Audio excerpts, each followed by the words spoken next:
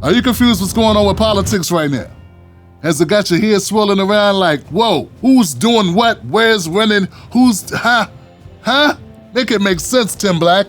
Don't worry, I've got you covered. I've spent about 4 hours going through all the different options, who's running where, and I can break it all down to you in this video.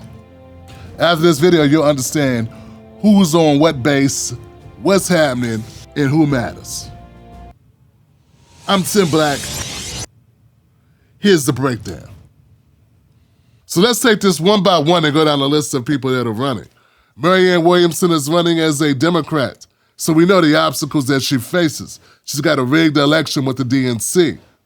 When was the last time you heard anything from Marianne Williamson that was substantive? When was the last time she appeared on a network that wasn't a podcast network, that wasn't a YouTube channel? And see, that's the power of the DNC, and that's why anybody who goes to run in the Democratic Party, as much as they want to say other people that run independently are not serious, how serious can you be running as a Democrat nowadays when we're seeing what the Democratic Party will do to someone like a Bernie Sanders? I mean, how many more times do we got to see 2016 and 2020 to realize the DNC is not the place where you want to try to go against the Democrats? Come on, folks. I covered the DNC fraud lawsuit where the DNC admitted in court that they could put up any nominee they want. They don't have to listen to voters. They're a private organization, and they conduct themselves as a private organization. They can go in back rooms and make backroom decisions about who becomes a nominee for the DNC. That's it. That's all. They're private. So, Marianne Williamson, though she has some politics that are interesting, she's not going to get the leverage and has not received a push from cable media. Hell, Fox won't even use her. When was the last time you saw her on Fox? I spoke to Marianne Williamson back in 2020 when I interviewed her. She's an interesting candidate. I think she means well. I think she's serious enough about politics and changing the status quo. The problem is the status quo is steamrolling her in the Democratic Party. So, yes, it's good that she's running. She will not get a debate stage. She will not have an opportunity to challenge the powerful in the Democratic Party, i.e. Joe Biden, and that's it. And she's not even been able to get her name in the news and the media where she could impact with her policies. They marginalized Marianne Williamson to the point where she's shouting into an empty forest. I don't even know if you could consider it shouting. Maybe it's whispering. Yeah, that's what it is. The other Democrat that's running is Cenk Uygur. Cenk Uygur, what is he doing running for president? What is on Cenk's mind? First of all, I thought you had to be an American-born citizen, a citizen who was born in the United States to run for the highest office in the United States. I thought that was it. What are we even talking about? I saw a couple tweets that Cenk put out, made no sense to me. Cenk's like, hey, I'm a good speaker. Joe Biden sucks. You might as well elect me. Give me an opportunity to run. Look at me. I can talk. Like, Cenk, what are you doing? It's amazing how some people will say that other campaigns are ridiculous, that they are ego-driven. What is Cenk Uygur even doing? Why is he doing it? Okay, now if we say, okay, Cenk's doing it because he wants to bring attention to what exactly?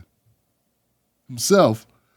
Oh no, he wants to bring attention to the fact that Joe Biden's horrible and that the Democrats need to extricate themselves from Joe, or you might as well just hand the thing back to Donald Trump. And I'm not saying that Cenk is wrong. I'm saying Cenk ain't the guy to do that.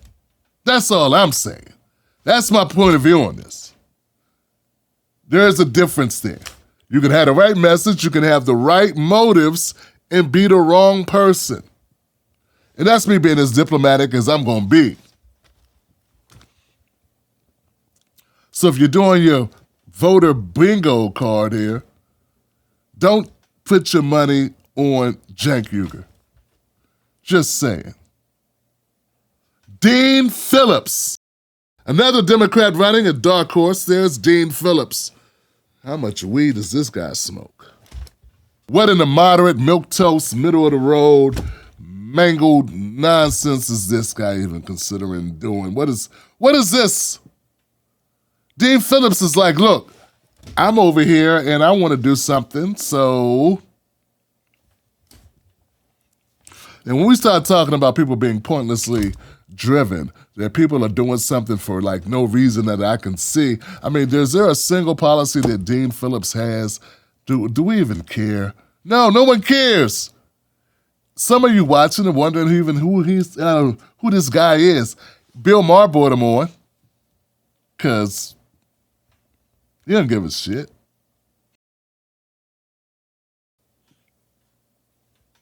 Look. There's nothing about Dean Phillips that is remotely interesting. He's a middle-of-the-road Democrat, a centrist. He's a nothing burger, and I don't know why he's running other than so that I would say his name. I don't get it. Next, let's talk independent candidates. My favorite line. Dr. Cornel West is running, of course. That's my guys who I'm putting all my money on. I plan to go all the way. I'm not dropping out. And I'm interested in Dr. Cornel West, what he's got going on. I will admit, guys, lately I've been kind of like wondering, hey, man, Dr. West, what's up, man? What you doing? Even my viewers that are like, Tim, you were like the main voice of Dr. Cornel West supporting his candidacy. You were out front, like doing a lot of content. And here's the thing, guys, not a lot seems like it's going on. Dr. West did put out a video.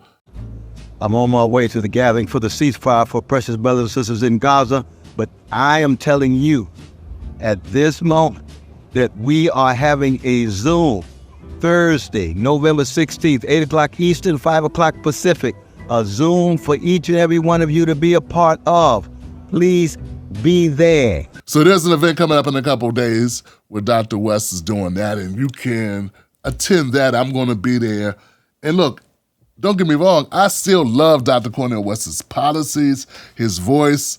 I want to see him at rallies because I know the power of his voice. I know that the topics that he's going to address are going to be amazing, and they're going to be vitally important for shaping the narrative of this country. We got to ask the question, will Dr. West be on the ballots? Will people that support him actually be able to support him? Does he have the volunteer infrastructure stood up yet? The new team, how's the team gelling? Is it gelling like Magellan, or what's going on here? Got rid of Dow, they're bringing a team by committee, and we got a management team for his campaign manager. It's a great idea, and I love it because what it will do, it'll fortify them over possible inner workings, like disruptions from any other changes that need to happen during the course of this campaign. And look, I'll be the first to say, Dr. West don't need any more changes.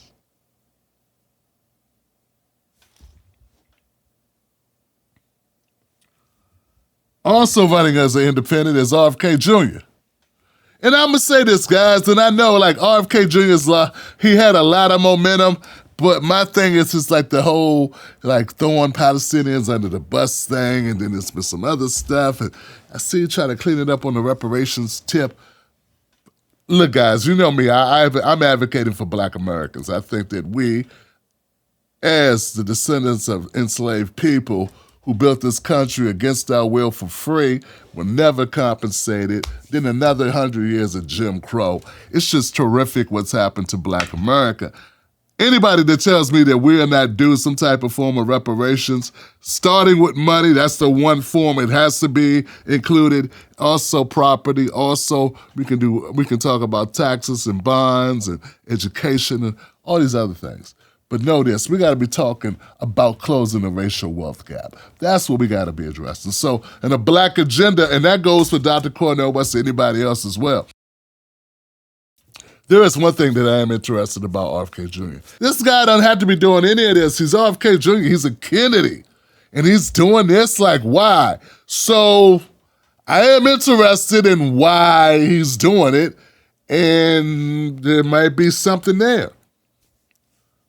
So I don't want to be dismissive, but I am saying, dog, when you side with like genocide, it's crazy to me. So, yeah.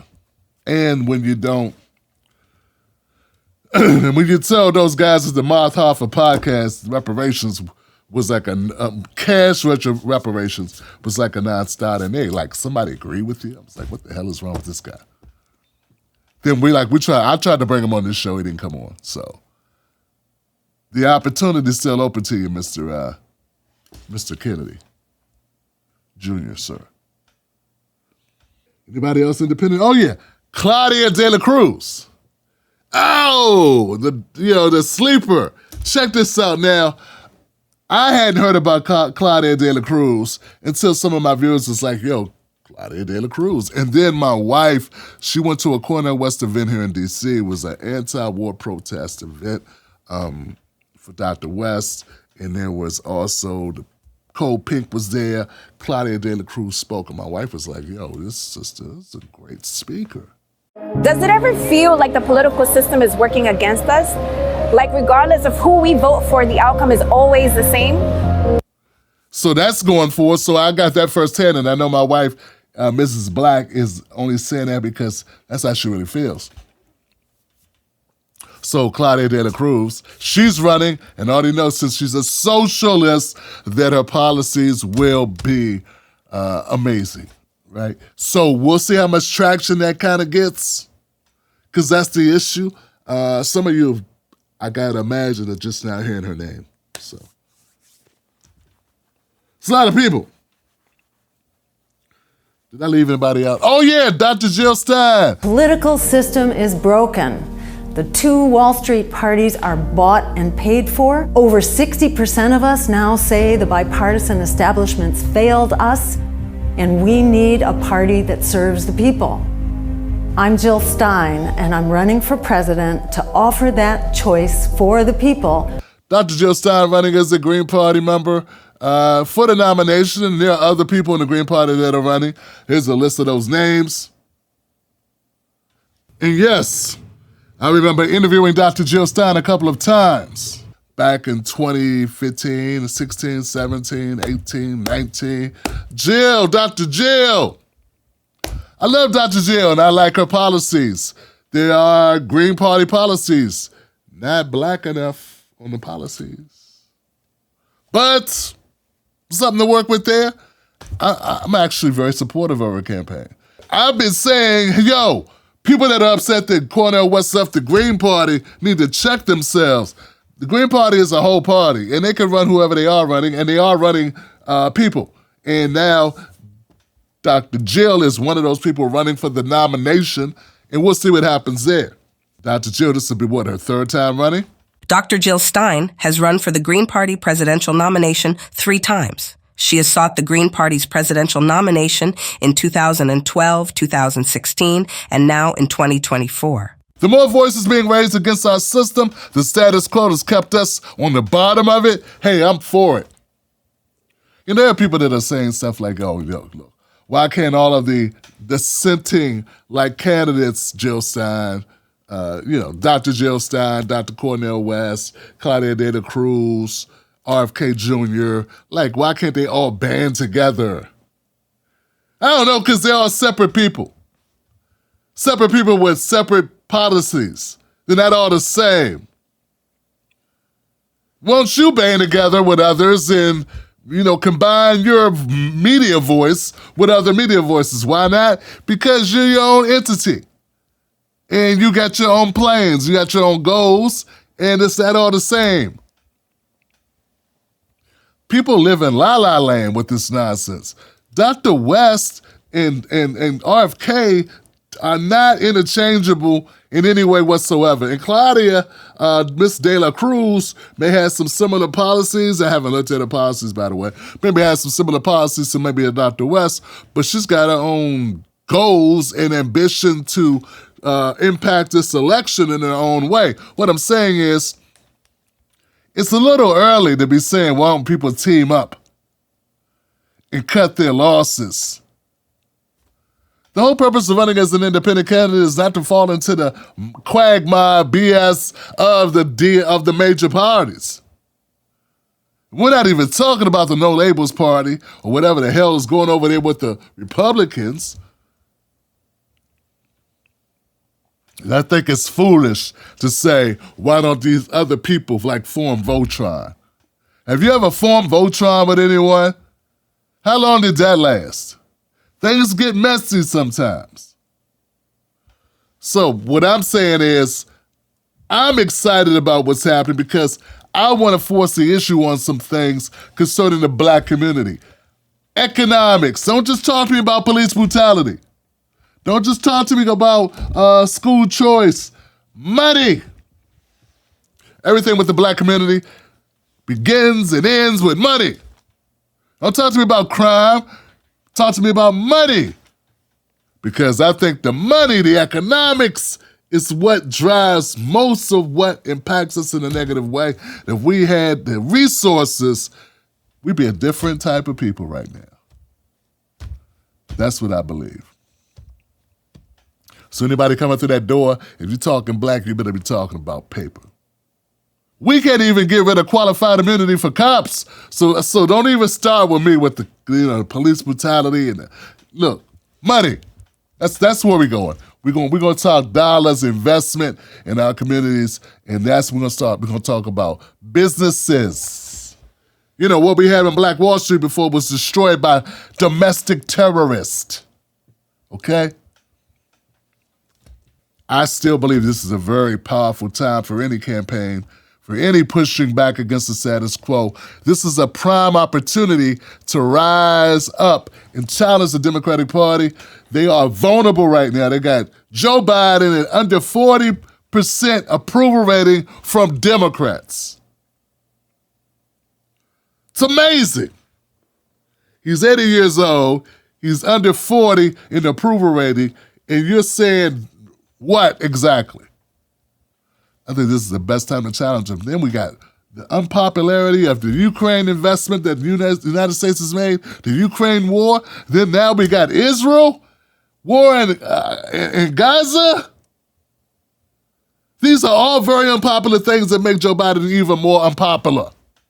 So it's a prime time to go after the neck of the Democratic Party. Take the serpent down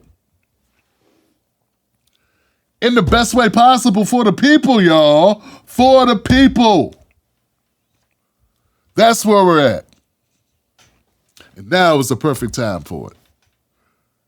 All right, my name is Tim Black. That's what's happening politically for election 2024. Be inspired. Like I always say, don't you let nobody take your cornbread. And when they say Tim Black, why are you so focused on this political stuff? Because I believe that's what change will be made. And like I always say, it's a new day. Quote me on that. You're watching the Black Digital Television Network. Become a subscriber for the best in Black thought on the internet. We keep it 100 just for you. And remember, it's a new day. Accept no imitations.